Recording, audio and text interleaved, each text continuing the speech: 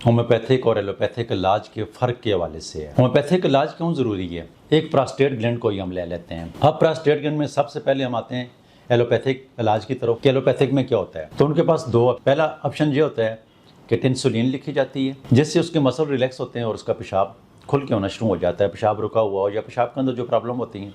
तो टिंसुलिन हर prostate gland का मरीज़ इस्तेमाल कर रहा होता है। उसका दूसरा नाम भी कोई हो सकता है, लेकिन ज़्यादातर डॉक्टर टिंसुलिन ही लिखते हैं। अब दूसरा हाल इसके एलोपैथिक में क्या है? ऑपरेशन है। ऑपरेशन करते हैं, मरीज़ ठीक हो जाते हैं। वो दोबारा बढ़ भी सकता है, ख़राब भी हो सकता है, लेकिन एक तकलीफदा अमल से गुजरना पड़ता है। अब होम्योपैथिक की तरफ आएँ तो होम्योपैथिक के अंदर इसकी कौन सी मेडिसिन होती है? अब यही बात है कि होम्योपैथिक में हर मरीज़ के लिए इंडिविजुअल मेडिसिन होती है। उसका इलाज हो जाता है कि जो डॉक्टर्स के क्लिनिक के अंदर मेडिसिन तैयार होती है उसी डॉक्टर से आप इलाज करवाएं।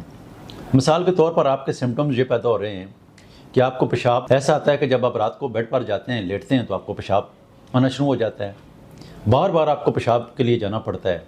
तो इसके लिए जब मेरी क्लिनिक में कोई मरीज़ आता है तो उसको मैं कोनियम 30 में सुबह दोपहर शाम लिखता हूँ, तो यकीनी तौर पर वह मरीज़ ठीक हुआ होता है।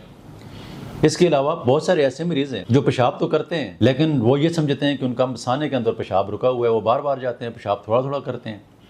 तो फिर इसके लिए स्टाफिसगेरिया का इस्तेमाल होता है। ये भी देखें, मैंने 2 मेडिसिन आपको बता दी। अभी तीसरी मेडिसिन के ऊपर जाते हैं। एक मरीज़ ऐसा आता है, वो कहता है कि हमें पेशाब रुक रुक कर आता है, प्रोस्टेट ग्लैंड बढ़ा हुआ है और पेशाब रुक रुक कर आता है, तो फिर हम इसमें सोलिडोगो का इस्तेमाल करवाते हैं। इसी तरीके से पेशाब की सिम्टम्स के मुताबिक, अलामात के मुताबिक जो प्रॉब्लम आपको होगी वही मेडिसिन आपको देंगे।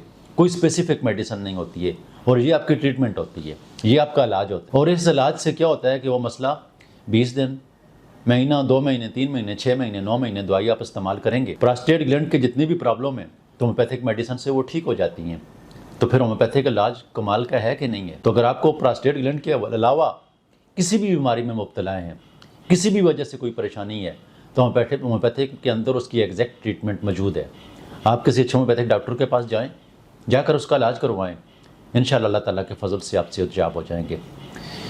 अगर आप हमारी क्लिनिक में विज़िट करना चाहते हैं तो हमारे क्लिनिक के 2 सेंटर हैं, एक पब्बी ब्रांच है और एक पेशावर ब्रांच है। आप दोनों में जाकर इलाज करवा सकते हैं।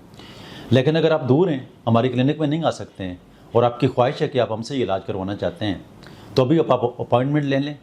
जो मरीज़ अपॉइंटमेंट ले लेता है उसके साथ हमारे डॉक्टर्स की टीम खुद रब्ता करती है, उससे हिस्ट्री लेती है और हिस्ट्री लेने के बाद उसकी ट्रीटमेंट शुरू हो जाती है।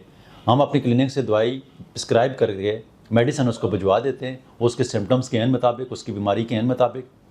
कुछ ही अर्सा दवाई इस्तेमाल करने के बाद हमारे पास हज़ारों की तादाद में मरीज़ सेहतयाब हो चुके हैं। इंशाल्लाह आप भी सेहतयाब हो जाएंगे। प्रोग्राम देखने का, सुनने का बहुत शुक्रिया। दुआ में याद रखना। अल्लाह हाफ़िज़।